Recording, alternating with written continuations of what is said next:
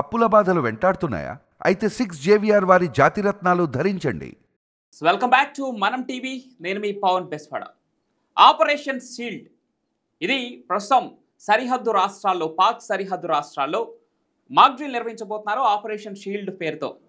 మనం చూసాం కదా, భారతదేశం మొత్తం మాక్ డ్రిల్స్ నిర్వహించిన విధానం మనం చూసాం. ఇప్పుడు సరిహద్దు రాష్ట్రాల్లో కొంత ఉద్రిక్తత పరిస్థితులు ఏర్పడబోతున్నాయా అన్న ఊహాగానం నేపథ్యంలో ఆపరేషన్ షీల్డ్ పేరుతో కేంద్ర ప్రభుత్వం మాక్ డ్రిల్ నిర్వహిస్తోంది. సేమ్ ఇటీవల మనకి ఎలా అయితే దేశవ్యాప్తంగా జరిగిందో మాక్ డ్రిల్ అదే విధంగా కొనసాగిస్తున్నారు. దీని వెనుక కొన్ని ప్రధాన కారణాలు ఉన్నాయి. ముఖ్యంగా పరిశీలించుకున్నట్లయితే మన పహల్గాం దాడి తర్వాత భారత్ అటాక్ చేసి 9 స్థావరాలను ధ్వంసం చేసిన తర్వాత ముఖ్యంగా ఉగ్రవాద సంస్థ లష్కర్-ఏ తోయిబాకి సంబంధించినటువంటి ఆ హెడ్ హఫీజ్ సయీద్కి సంబంధించినటువంటి కుటుంబం కూడా దాంట్లో చనిపోవడం జరిగింది. ఆ తర్వాత హఫీజ్ సయీద్ నుంచి ఒక పెద్ద లేఖ రావడం జరిగింది. ఆ లేఖలో భారతదేశంపై ఖచ్చితంగా ప్రతీకారం తీర్చుకుంటానంటూ ఆ ప్రగల్భాలు పలికినటువంటి ఆ ఉగ్రవాది ఏ చర్యకైనా ఒడిగట్టవచ్చు అనే ఇంటెలిజెన్స్ రిపోర్టు ప్రకారం ఇప్పుడు సరిహద్దు రాష్ట్రాల్లో అలర్ట్ ప్రకటించింది సెంట్రల్ గవర్నమెంట్. చూస్తున్నా ఈ ఆపరేషన్ షీల్డ్ కొనసాగుతుంది. మొన్న 29వ తారీఖునే, గత నెల 29వ తారీఖునే దీన్ని నిర్వహించాల్సి ఉన్నా కూడా కొన్ని కారణాల వల్ల వాయిదా పడుతూ వచ్చింది. ఈ రోజు ఇక ఆపరేషన్ షీల్డ్ కొనసాగుతోంది. హఫీజ్ సయీద్ పుల్వామా దాడి గుర్తుంది కదా, దగ్గరగా 45 మంది సైనికులు, మన జవాన్లను మనం కోల్పోవడం జరిగింది. అతిపెద్ద దారుణమైనటువంటి ఉగ్రదాడిగా పుల్వామా చరిత్రలో నిలిచిపోయింది. ఆ పుల్వామా తరహాలో ఈ హఫీజ్ సయీద్ మరొక దాడికి ప్లాన్ చేసినట్లు కూడా ఇంటెలిజెన్స్ రిపోర్ట్ వచ్చింది. ఈ నేపథ్యంలోనే సెంట్రల్ గవర్నమెంట్ అయితే అలర్ట్ అయింది. దీనిపైన మాట్లాడదాం. మనతో పాటు సీనియర్ జర్నలిస్ట్ కట్టా కార్తిక్ గారు ఉన్నారు. అన్న నమస్తే. నమస్తే పవన్. హఫీజ్ సయీద్ ఈ దుర్మార్గుడు మరొక ప్లాన్ చేసినట్లు తెలుస్తుంది. వాడి కుటుంబాన్ని మొత్తాన్ని కోల్పోయాడు. దానికి ప్రతీకారంగా భారతదేశంపై అటాక్ చేయబోతున్నట్లుగా కొంత ఇంటెలిజెన్స్ రిపోర్టు సెంట్రల్ గవర్నమెంట్ చేతిలో ఉన్నట్టు తెలుస్తుంది. ఈ నేపథ్యంలోనే ఆ సరిహద్దు రాష్ట్రాలను అలర్ట్ చేసింది. ఆపరేషన్ షీల్డ్ పేరుతో ఒక మాక్ డ్రిల్ నిర్వహిస్తున్నారు. అయితే అక్కడ ప్రజలు కొంత గందరగోళానికి గురయ్యే పరిస్థితి లేకుండా ముందుగానే ఇన్స్ట్రక్షన్స్ ఇచ్చి ఆ తర్వాత కేంద్ర ప్రభుత్వం రంగంలోకి దిగుతుంది. మన జవాన్లను కూడా అలర్ట్ చేసింది. సరిహద్దు రాష్ట్రాలంటే ఇప్పుడు అలర్ట్గా ఉన్నాయి. ఏం జరగబోతోంది? ఈ ఉద్రిక్తత పరిస్థితులు మరి ఎంత దూరం వెళ్ళే అవకాశం ఉంది ఏంటి? హఫీజ్ సయీద్ ఇతను లష్కర్-ఏ తోయిబా అధినేత. భారతదేశం చేపట్టినటువంటి ఆపరేషన్ సింధూర్లో పాకిస్తాన్ లో ఉన్నటువంటి 9 ఉగ్రవాద శిబిరాలు ధ్వంసం అయిపోయినాయి. ఆ ఉగ్రవాద శిబిరాల్లోనే ఉన్నటువంటి హఫీజ్ సయీద్ కుటుంబ సభ్యులు దాదాపు 10 మందికి పైగా చనిపోయారు. 14 మంది ఓకే చనిపోయారు. చనిపోవటాన్ని ఆయన కూడా ధృవీకరిస్తూ లెటర్ రాశాడు. నా కుటుంబ సభ్యుని కథం చేశారు అని, నా భార్య, పిల్లలు, బామర్దులు వీరంతా భారతదేశం యొక్క దాడిలో చనిపోయారు, నేను ఖచ్చితంగా ప్రతీకారం తీర్చుకుంటాను అని చెప్పేసి, అంటే నేను కూడా వాళ్ళతో పాటు చనిపోయి ఉంటే చాలా బాగుండేది అనే మాట అన్నాడు. ఇప్పుడు దానికి తదాస్తు పలకాలి. ఆ తదాస్తు ఎప్పుడు పలకాలనేది భారతదేశం ప్లాన్ చేస్తూ ఉంది. ఏది ఏమైనా చాలా క్లియర్గా ఒక పెద్ద టెర్రరిస్ట్ యాక్టివిస్ట్ ఇవాళ ప్రపంచాన్ని భయపెడుతున్నటువంటి ఒక ఉన్మాది, ఉగ్రవాది. ఇది బతకటానికి ఈ భూమి మీద ఎలాంటి అవకాశం లేని వ్యక్తి. ఇలాంటి వ్యక్తులు బతకడం వల్ల 10 మంది చనిపోతారు. ఇలాంటి వ్యక్తులు బతకడం అనవసరం. ఎందుకంటే ఉగ్రవాద మైండ్ సెట్ ఉన్నవాళ్ళు, ఉన్మాద మైండ్ సెట్ ఉన్నవాళ్ళు, మొత్తం ఉన్మాదంతో రగిలిపోయే బ్యాచ్ ఇదంతా కూడా. సరే, ఏది ఏమైనా ఇప్పుడు మనం ఎందుకు అలర్ట్ అయ్యాం అంటానికి 2-3 కారణాలు. ఒకటి, నువ్వు ఇందాక నేను చెప్పినట్టు హఫీజ్ సయీద్ కుటుంబ సభ్యులు చనిపోయి ఉంటూ అతను ప్రతీకారంతో ఏదో చేయాలని అనుకుంటున్నాడు అనే సమాచారం ఒకటి. 2, పాకిస్తాన్ కూడా వాళ్ళ దేశంలో ఏమి చెప్పుకోని పరిస్థితి పడింది. అక్కడ ఉన్న ప్రభుత్వం చాలా క్లియర్ గా కనపడతా ఉంది. వాళ్ళు కూడా ఇప్పుడు ఒప్పుకుంటా ఉన్నారు.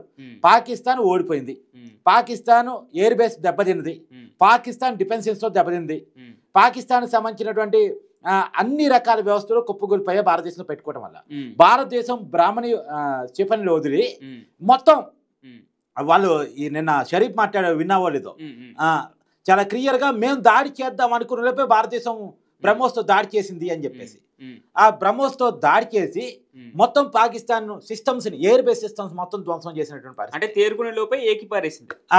తేరుకునే లోపే వాళ్ళని బొజ్జో పెట్టేసింది, ధ్వంసం చేసి పడేసింది.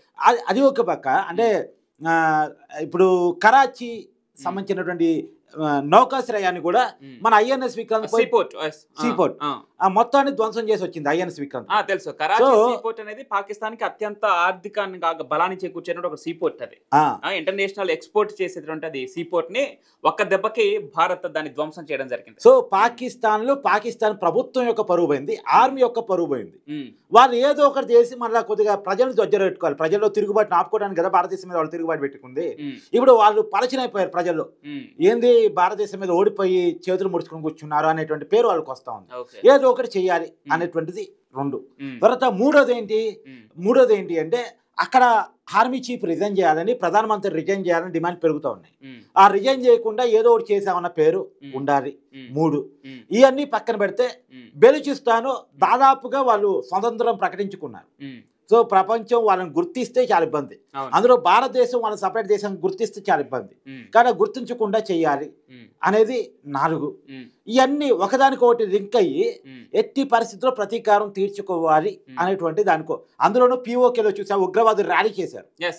తర్వాత గత నెల 28వ తారీఖున మన భారతదేశం పైన అక్కసు వెళ్ళగటువంటి ఆ దేశ మాజీ క్రికెటర్ షాహిద్ అఫ్రిది అనే వ్యక్తి దేశం పైన ఎంత అక్కసు అంటే భారతదేశం పైన వాడికి ఉన్నటువంటి ఆ పగని ఏ విధంగా చూపిస్తాడంటే పాక్ ఆక్రమిత కాశ్మీర్లోకి వచ్చి ఆ ఉగ్రవాదులతోనే కలిసి వాళ్ళకి కొవ్వొత్తుల ర్యాలీ చేశారు వాళ్ళు చనిపోయిన వాళ్ళకి. అతను వృత్తి క్రికెట్ గానీ అతను ప్రభుత్వం అతను కూడా టెర్రరిస్ట్ ఆలోచనలు ఉన్న వ్యక్తులందరూ కూడా టెర్రరిస్టుగానే మనం పరిగణించాలి. సో ఇతను కూడా అదే రకమైన ఆలోచనలు ఉన్న వ్యక్తి కాబట్టి అదొక ర్యాలీ. మన దురదృష్టం ఏంటంటే అట్లాంటి క్రికెటర్ కూడా నిన్న కేరళలో ఒక రెస్టారెంట్ ఈవెంట్ కోసం ఆ అఫ్రీద్ ఇంకొక వ్యక్తిని ఇద్దరిని ఆహ్వానించడం జరిగింది. వారిద్దరు కేరళకు వచ్చి అక్కడ ఫుడ్ ని టేస్ట్ చేసి దానికి సంబంధించిన కామెంట్ చేసి ఆ షాహీన్ అఫ్రీద్ అనే వ్యక్తి ఎవరైతే భారతదేశానికి వ్యతిరేకంగా ర్యాలీలు చేశారో పాక్ ఆక్రమిత కాశ్మీర్లో అట్లాంటి వ్యక్తిని కేరళకి గెస్ట్ గా ఆహ్వానించడం ఎంత దురదృష్టకరం ఇది. ప్రైవేట్ నిర్వాహకులు వాళ్ళు తేల్చుకోవాలి. వాళ్ళెవరో ఇన్వైట్ చేయటం కాదు, అతని దేశంలోకి ఎలా రాగలిగాడు? దేశం అతను వెంటనే అదుపులో తీసుకోవాల్సింది కదా. మన దేశానికి వ్యతిరేకంగా అనేక కామెంట్స్ చేసినటువంటి వ్యక్తి, అక్కడ ప్రజల్ని రెచ్చగొట్టినటువంటి వ్యక్తి, ఉగ్రవాదులకు సపోర్ట్ చేసినటువంటి వ్యక్తి, మరి అతని దేశం వచ్చినప్పుడు అతను అదుపులో తీసుకోవాల్సింది కదా. సరే ఏం టెక్నికల్ కారణాలు? హఫీజ్ కుటుంబ సభ్యుల్లో సంబంధించిన హఫీజ్ సోదరుడు అస్గర్ అనే వ్యక్తి చనిపోతే దానిపైన వాళ్ళ జెండా కప్పి వాళ్ళు సత్కరించిన మృతదేహాన్ని అంటే ఆ డెడ్ బాడీని సత్కరించిన తీరు, ఆ అంత్యయాత్ర చేయటం, వీళ్ళందరూ వెళ్ళి అక్కడ కూర్చొని ఆయనకి నివాళులు అర్పించడం. పాకిస్తాన్ ఇంతకంటే ఉగ్రవాదాన్ని ప్రోత్సహిస్తుంది, పాకిస్తాన్ దానికి పుట్టు భూమి అని చెప్పడానికి ఇంతకంటే ఉదాహరణలు ఏముంటాయి? నిజానికి 59 ఉగ్రవాద అంటే ఉగ్రవాద సంస్థలు, ఇన్లీగల్ సంస్థలు కనుక ప్రపంచంలో నమోదై ఉంటే దాంట్లో 48 దాదాపు 11 ఇతర దేశాలు పుట్టాయి, కానీ 48 ఆర్గనైజేషన్స్ పాకిస్తాన్ లో పుట్టాయి. ఆల్ ఖైదా నుంచి మొదలుపెట్టి ఈ లష్కర్ ఏ తోయిబా వరకు ఇవన్నీ కూడా పాకిస్తాన్ పుట్టాయి. మళ్ళా ఈ లష్కర్ ఏ తోయిబా ఆర్గనైజేషన్ కి శాఖలు, కొన్ని అనుబంధ శాఖలు. ఇప్పుడు అనుబంధ శాఖ ఒకటి మన మీద దాడి చేసింది మన కాశ్మీర్ లో, 26 మంది మన వాళ్ళని పొట్టన పెట్టుకుంది. ఏదేమైనా వాళ్ళు ఇంకొకటి ఏంటంటే, ఇంకొక విషయం కూడా చాలా వ్యాలిడ్ పాయింట్ ఏంటంటే, వాళ్ళు సింధు జలాలు అడుగుతున్నారు. మీరు ఉగ్రవాద శిబిరాలని మట్టు పెట్టకుండా ఉంటే మీకు సింధు జలాలు ఇచ్చేది లేదని భారత ప్రభుత్వం చెప్పేసింది. మీతో మేము కట్ చేసుకున్న వాణిజ్య సంబంధాలు కానీ, దౌత్య సంబంధాలు కానీ, లేదా వాటర్ కానీ ఏది కూడా పునరుద్ధరణ జరగదు. పునరుద్ధరణ జరగాలి అంటే మీ దేశంలోని టెర్రరిస్ట్ క్యాంపులన్నీ ఎత్తేయాలి. ఎత్తేసే పరిస్థితి వాళ్ళకు ఉండదు. వాళ్ళ దేశం నడుస్తుందే ఉగ్రవాదం మీద, సో వాళ్ళు ఎత్తేయలేరు. మరి ఈ వాటర్ కావాలి, ఏం చేయాలి? ఏదో ఒకటి చేయాలి. ఏదో ఒకటి చెయ్యాలనే దాంట్లో నుంచి ఇలాంటి దాడికి మరొకసారి పాల్పడవచ్చు అనేటువంటి ఒక అనుమానం చాలా క్లియర్ గా భారత ప్రభుత్వానికి రావటం వల్ల, ఇంటెలిజెన్స్ కి రావటం వల్ల చాలా ఎలక్ట్ అయ్యి ఇప్పుడు నువ్వు అన్నటువంటి ఆపరేషన్ షీల్డ్ భారత ప్రభుత్వం నడుపుతుందని మనం అనుకోవాలి. ఖచ్చితంగా 4-5 కారణాలు. ఒకటి, హఫీజ్ సయ్యద్ పగతో ఉంటాం.